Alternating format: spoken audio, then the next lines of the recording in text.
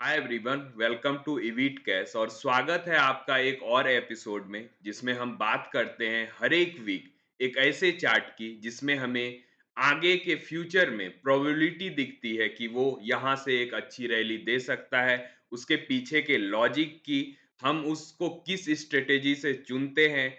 तो पेश है आपके सामने एक ऐसा चार्ट जिसको हमने पूरे बाजार से निकाला है। इस 8000 कंपनियों में हमने इस चार्ट को क्यों चुना है। चलिए चलते हैं चार्ट पे और देखते हैं उसके पीछे के लॉजिक को।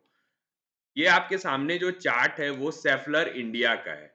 अगर आप सेफलर इंडिया के फंडामेंटल्स को देखोगे तो फंडामेंटली काफी स्ट्रांग कंपनी दिखती है। जैसा कि आप जानते हैं कि ऑटोमोबाइल सेक्टर में एक बुल रन चल रहा है। हमारे देश में कंज्यूमेबल गुड्स जो हैं जैसे गाड़ियां, घर, ये काफी ज्यादा मात्रा में और काफी अच्छे ग्रोथ रेट से ग्रो कर रहा है।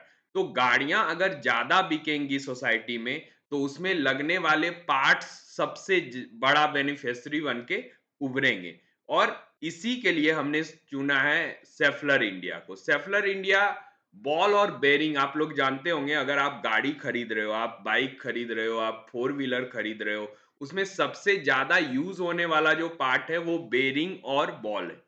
यानी कि नट्स यूज होते हैं, बेरिंग्स यूज होते हैं। उसी से रिलेटेड ये कंपनी है, एक बड़ा प्लेयर है इंडिया में। ये तो हो गई इसके फंडामेंटल्स की बात। अब आते हैं टेक्निकल्स पे। अगर टेक्निकल्स पे आप देखोगे तो इसने 3640 के आसपास एक रेसिस्टेंस बनाया था। जो लाइन है यहाँ पर वो इस चार्ट पर रेसिस्टेंस को दिखा रहा था। उसके बाद ये डेट है आपके सामने 29 ऑफ अप्रैल के आसपास इसने यहाँ ब्रेकआउट दिया। और जब ब्रेकआउट दिया उसके बाद इसमें ये 3800 पर था और ये गया 4800 तक। लगभग यहाँ पर इसने 25 से 30% की एक रैली दिखाई। उसके बाद ये करेक्ट होकर आप देखो बिल्कुल सपोर्ट लेवल पर आकर ट्रेड कर रहा है। और चूंकि ये सपोर्ट लेवल पर आके ट्रेड कर रहा है तो ये हम बोलते हैं रिटेस्ट ट्रेड इसे। क्योंकि जब पहली बार रेसिस्टेंस हमारा टूटता है, जैसे ये लाइन हमारा रेसिस्टेंस है, तो ये जब इसने एक बार तोड़ा और इसने लगभग यहां से 25% की रैली दी, उसके बाद ये फिर से रिटेस्ट करने इसी लेवल पर आया।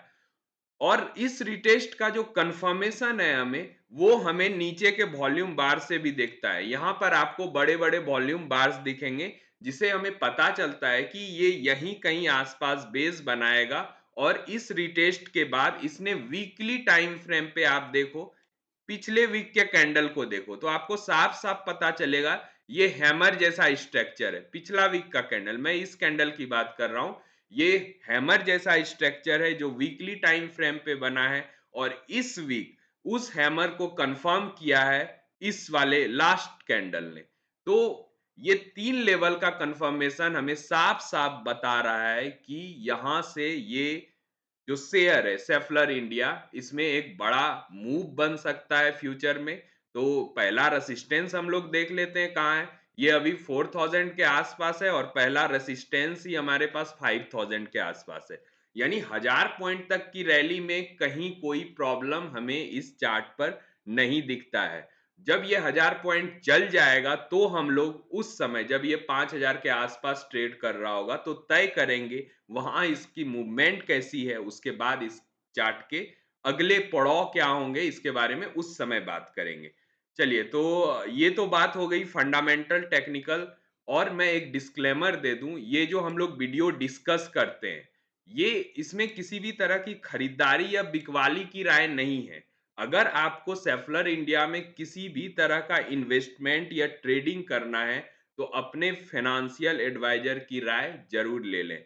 मिलते हैं अगले वीक एक नए चार्ट के साथ। और अगर वीडियो आपको अच्छा लगा तो शेयर कीजिए, सब्सक्राइब कीजिए, लाइक कीजिए। और अगर अच्छा नहीं लगा तो स्किप कीजिए और फीडबैक दीजिए कि इसमें आपको क्या प्रॉब्लम्स दिख रहे हैं और किस किस सुधार की जरूरत है। मिलते हैं अगले वीडियो में, तब तक के लिए बाय।